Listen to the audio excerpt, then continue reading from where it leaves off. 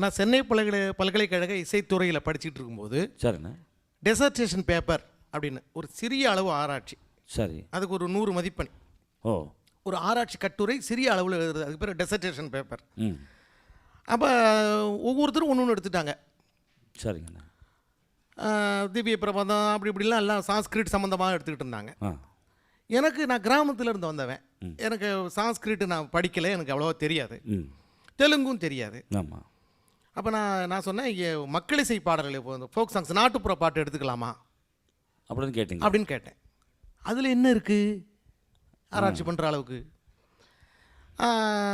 இல்லை, நிறையா பாடுறாங்க, நான் எடுத்துகிட்டு வர்றேன், ம். அது எப்படி இருக்குன்னு பார்த்துட்டு அதுக்கு மேலே அது வந்து அதோட இசை நுணுக்கங்கள் இல்லைன்னா இயல் நுணுக்கங்களை நான் எழுதுறேனே. சரிங்க. சரி, போய் பாட்டு எடுத்துகிட்டு வா அப்படின்னு சொன்னாங்க. ஊரில் போய் பாட்டு எடுத்தேன். ம். கொண்டாந்து போட்டு காமிச்சா ஆச்சரியம். ஆமாம். ஒரு தாலாட்டு பாட்டு, முதல்ல எங்கள் அம்மா பாடின தாலாட்டு எடுத்தேன். ம்.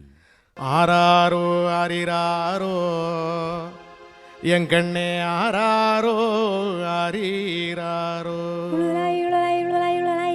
மாமன் அடிச்சாரோ என் கண்ணே மல்லியப்பூ செண்டாலே அத்தை அடிச்சாரோ என் கண்ணே அரளி பூ செண்டாலே